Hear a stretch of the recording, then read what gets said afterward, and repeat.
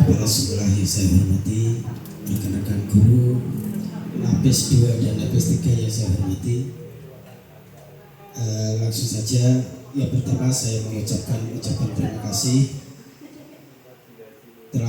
saya telah diberikan kesempatan untuk menyampaikan materi KKA, coding dan kecerdasan artifisial.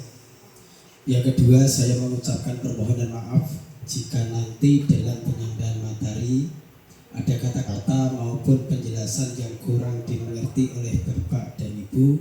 Saya mohon maaf yang sebesar-besarnya. Langsung saja, intinya untuk coding di fase C, D, dan E itu berbeda.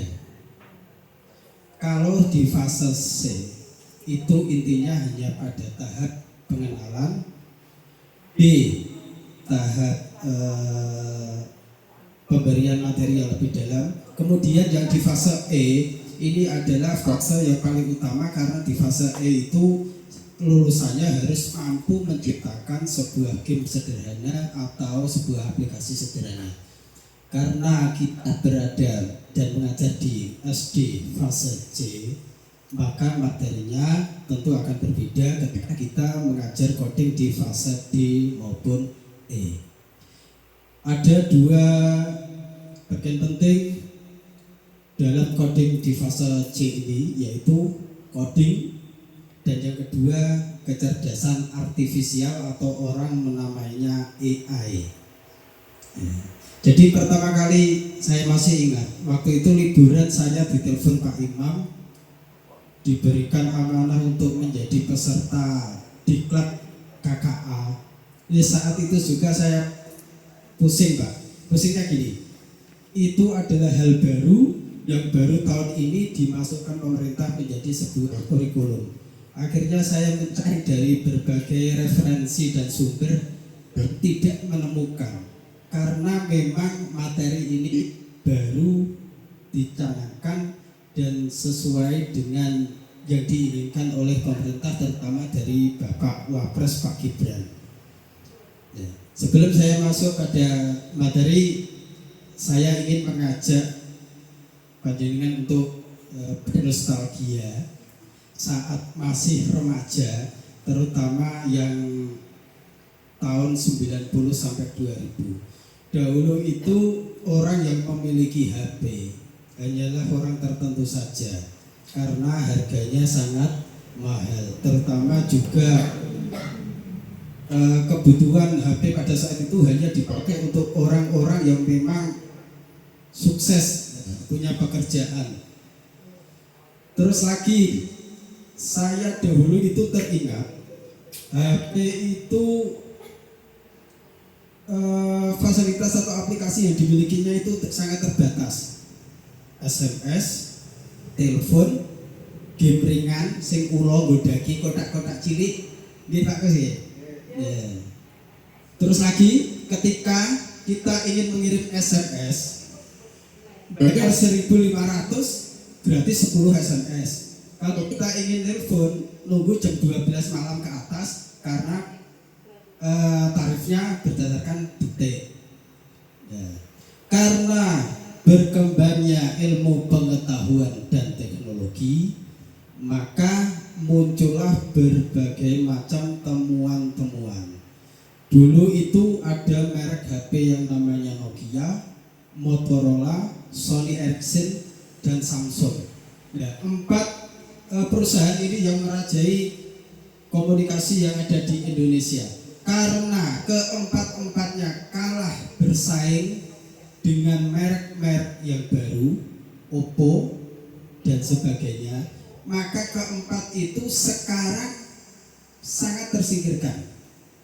Karena apa? Keempat-empatnya kalah bersaing, tidak sanggup mengikuti perkembangan teknologi yang sedang berkembang. Makanya sekarang jarang kita temui orang menggunakan HP smartphone yang mereknya Nokia umpama, jarang.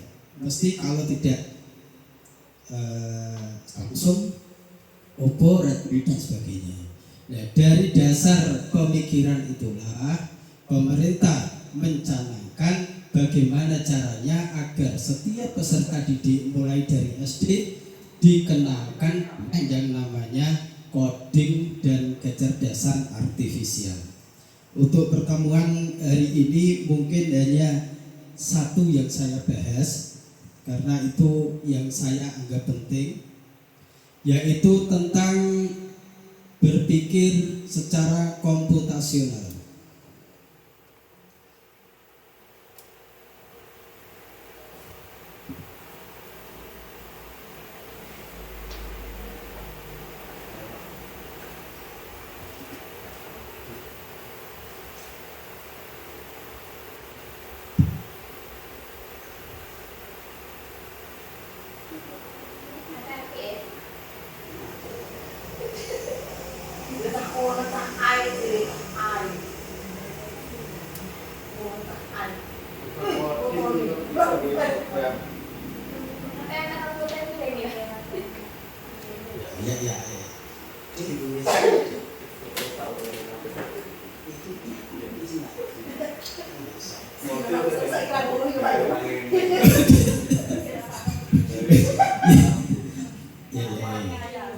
Jadi sate mawon.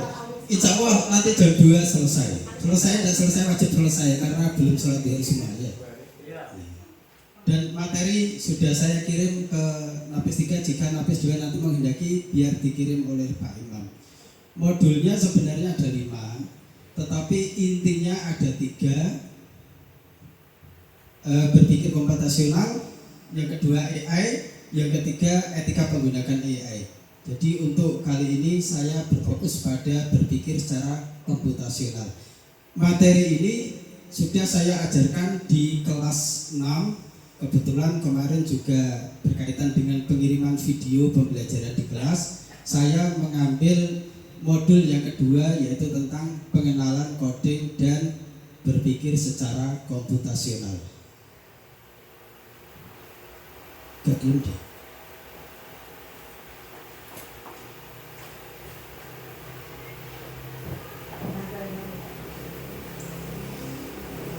Tujuan pembelajaran berpikir secara komputasional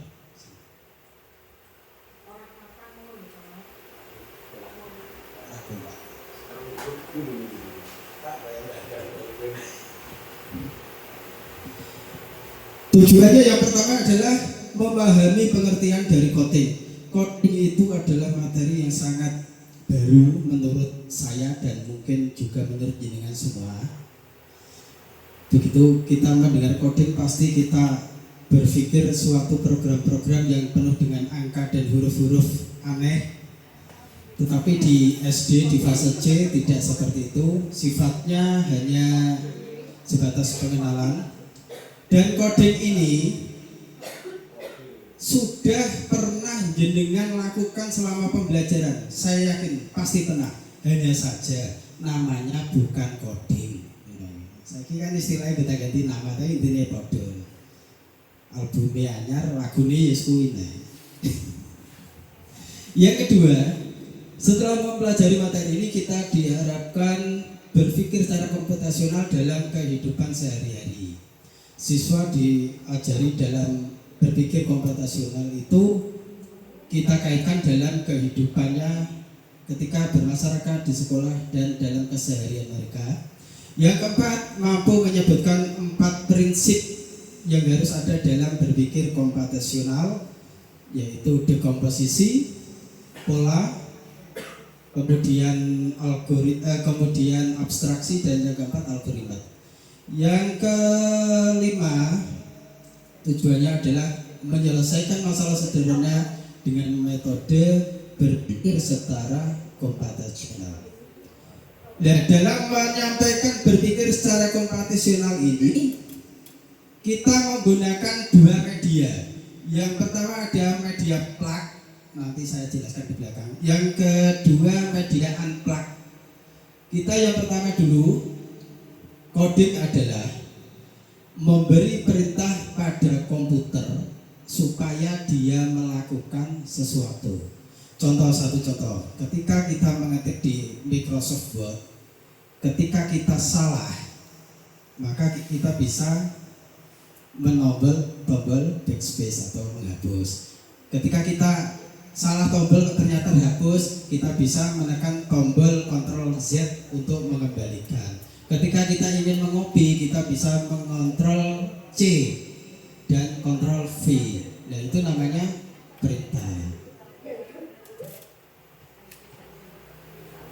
Apa itu berpikir komputasional? Berpikir komputasional adalah cara berpikir teratur dan logis untuk memecahkan suatu masalah. Bisa juga diartikan bahwa berpikir komputasional adalah cara berpikir manusia seperti cara berpikirnya komputer. Komputer itu kan HP, smartphone itu kan dikatakan canggih. Itu jika kita menyuruhnya, memerintahkannya.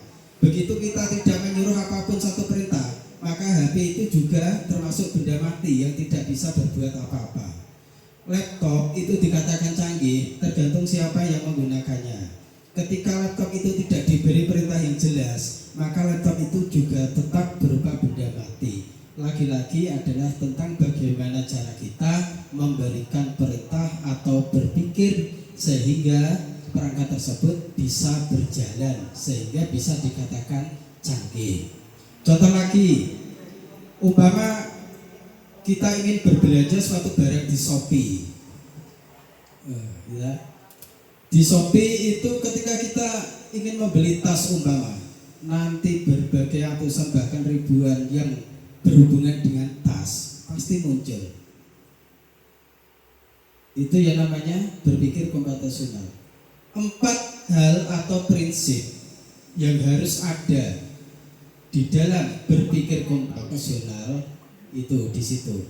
Jadi ketika kita mengajarkan kepada peserta didik, ada 4 hal yang harus kita sampaikan kepada peserta didik agar peserta didik itu paham dan akhirnya mempunyai pola pikiran berpikir secara komputasional. Yang pertama, dekomposisi. Yang kedua, pengenalan pola. Yang ketiga, abstraksi. Yang keempat, algoritma. Lanjut.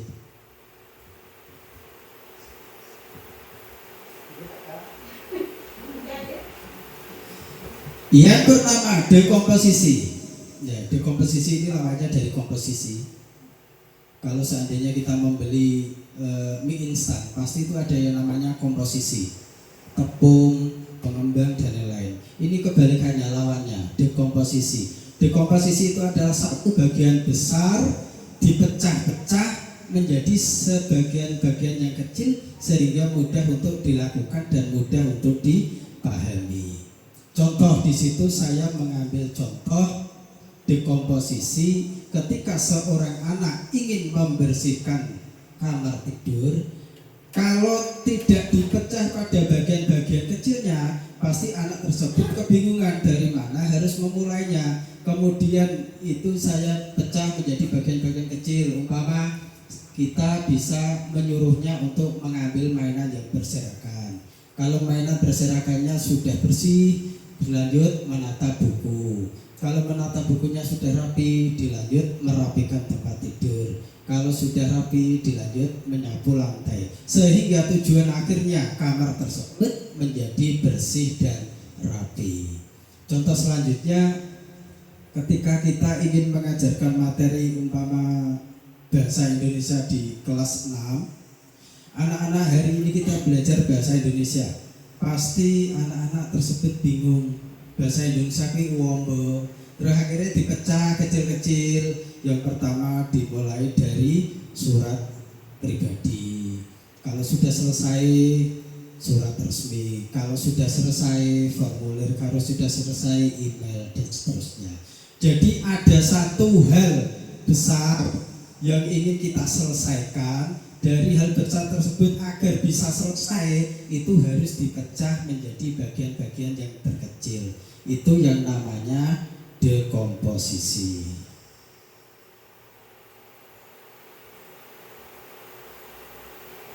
Yang kedua, pengenalan pola, yaitu kemampuan kita untuk melihat kesamaan atau keteraturan di antara banyak hal yang kita lihat. Contoh, dalam satu minggu itu 7 hari, dimulai dari Senin sampai Minggu. Minggu selanjutnya pasti juga 7 hari, Minggu sampai Sabtu. Minggu selanjutnya juga seperti itu. Maka itulah yang disebut dengan pengenalan pola. Hal yang sudah sering dilihat, yang sudah sering terjadi, maka kita bisa dengan mudah untuk menebaknya. Itu yang namanya pengenalan pola. Contoh, setiap sore langit mulai berwarna oranye. Berarti sebentar lagi matahari akan terbenam.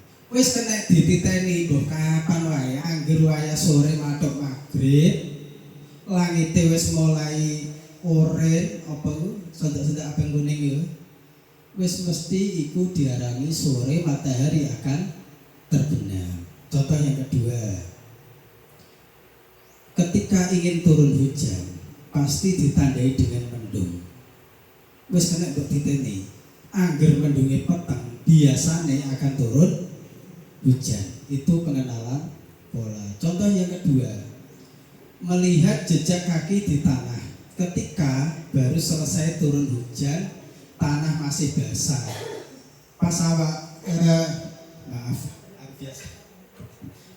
pas ketika kita berjalan di suatu tempat yang lembab, dari tanah tersebut masih basah, kemudian kita melihat ada jejak kaki, pasti kita bisa menyimpulkan kalau di daerah itu sudah pernah ada orang yang melintas. Jadi pengenalan pola ini bisa dilihat, disimpulkan dari berbagai kejadian yang hampir sama. Contohnya seperti ini, ketika saya ingin berangkat ke sekolah, sampai di Taji, saya berjalan ke selatan. Sampai di pertigaan itu, saya belok kanan, kemudian masuk seperti itu. Setiap hari yang saya lalui seperti itu namanya pengenalan pola. Adalah kita mengambil bagian yang penting saja dan mengesampingkan sesuatu yang dianggap kurang penting. Contoh, ketika kita diminta untuk menggambar peta atau denah, gambar peta atau denah itu hanya memunculkan gambar yang dianggap penting saja. Yang keempat, algoritma. Ini artinya urutan-urutan yang harus dipenuhi agar hasilnya menjadi maksimal. Salah satu contoh yang paling mudah, ketika kita membuat mie instan, pasti ada langkah-langkahnya. Yang pertama, menyalakan kompor untuk memasak air. Yang kedua, menyiapkan tempat dan sebagainya. Bagaimana jika urutannya terbalik? Urutan terbalik, mungkin mie instannya jadi, tapi hasilnya kurang maksimal. Simpulan, jika kita terbiasa berpikir secara komputasional, maka satu, siswa diharapkan mampu berpikir secara cepat. Ditakoki ora kok hehe dong.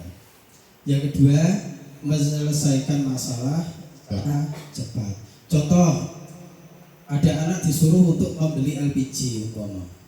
Kebetulan toko langganannya habis. Maka jika dia sudah terbiasa berpikir secara komputasional, maka dia akan mencari alternatif toko mana yang akan dia kunjungi untuk membeli LPG, sehingga dia pulang membawa LPG meskipun toko langganannya tutup. Jika kita mengajarkan kepada siswa, kita menggunakan 2 media. Yang pertama adalah media plak, tulisannya plaget. Yang kedua media unplug atau unplugged.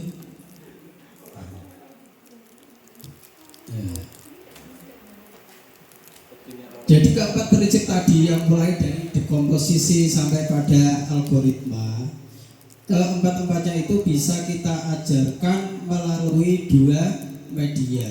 Media yang pertama plug, yang kedua unplug.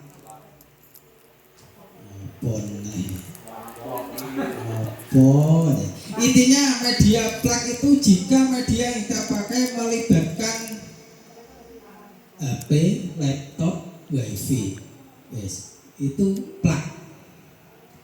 Nah kita kan sering mengajar dengan, kemarin saya bertanya kepada Fasil, Pak, dalam pembelajaran sehari-hari mayoritas semua guru pasti pernah menggunakan sarana PPT, Canva, Kahoot, Wordwall, dan lain-lain. Apakah itu sudah termasuk plug?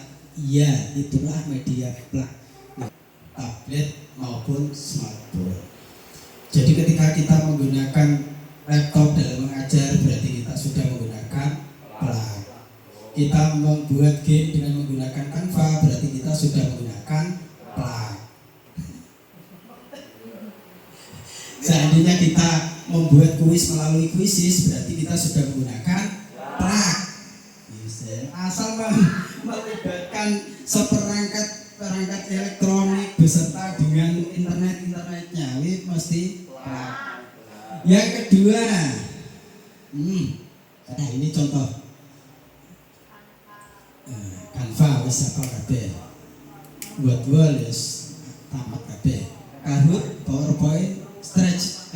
Yang terakhir yang Stretch itu membuat game sederhana.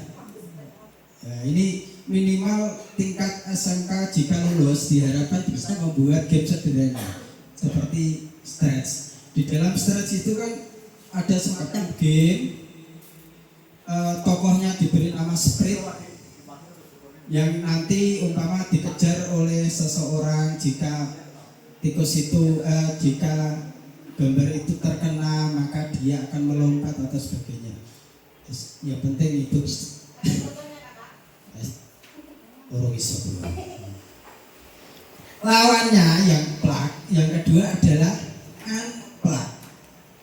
Jadi dalam mengajar ketika kita menggunakan media tanpa melibatkan elektronik, tanpa menggunakan laptop, umpama hanya menggunakan lembar kerja, sak lembar, ono gambar, di print, di fotokopi, berarti kita sudah menggunakan media unplug. Media unplug adalah pembelajaran coding tanpa komputer atau gadget. Biasanya berupa permainan langsung, kartu, papan, aktivitas gerak tubuh. Tujuannya melatih berpikir komputasional. Dulu saat pembelajaran di kelas, saya memakai sebuah permainan yang saya beri nama Robot Mencari Harta Karun.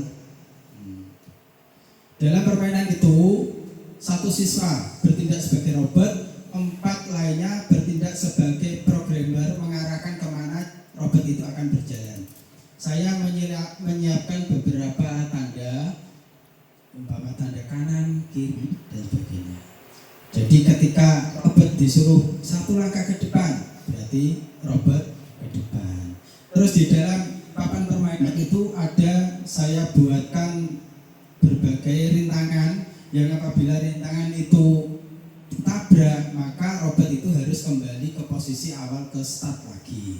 Saya membuat rintangan, ada ular, ada bom, ada pohon besar, ada batu besar, dan lain-lain.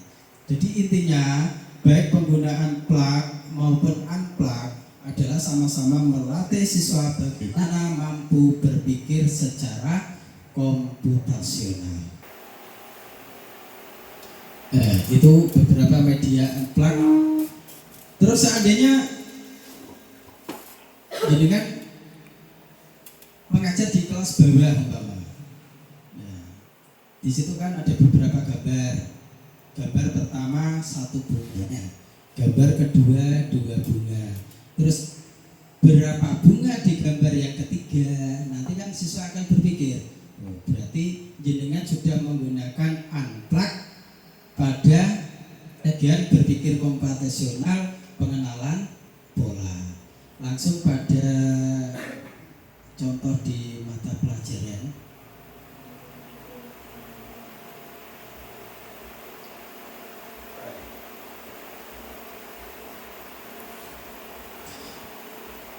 Contoh media unplugged dekomposisi pada pelajaran IPAS.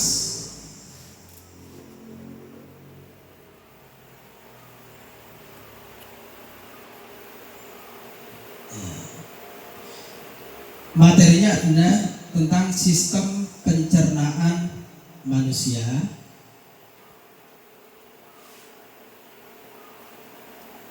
Karena dekomposisi adalah satu bagian besar yang dipecah menjadi kecil-kecil, sehingga siswa tersebut mudah untuk mengikuti.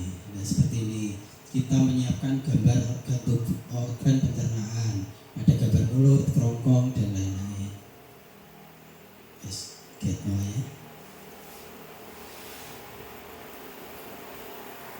Bahwa semestinya coding itu sudah kita pergunakan sehari-hari. Hanya saja namanya saat itu tidak plug maupun unplug, tapi intinya tetap sama. Jadi jelas kita sudah pernah memberikan tugas kepada siswa untuk mengerjakan sesuatu hal.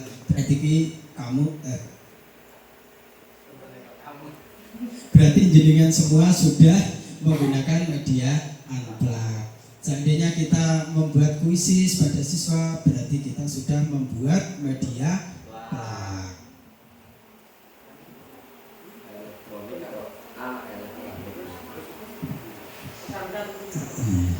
Jadi intinya pada materi ini, berpikir secara komputasional itu dicanangkan sejak kecil dengan tujuan agar anak tersebut bisa berpikir secara cepat, bisa berpikir secara cerdas, sehingga selayaknya berpikir komputer. Semestinya bisa ingin lebih berlama-lama, karena waktu yang memisahkan kita. Mohon maaf yang sebesar-besarnya seandainya di dalam penyampaian saya tadi banyak tutur kata saya maupun penyampaian yang kurang berkenan di hati panjenengan semua. Saya mohon maaf yang sebesar-besarnya. Akhir kata, Dinas Siratal Mustaqim. Assalamualaikum warahmatullahi wabarakatuh.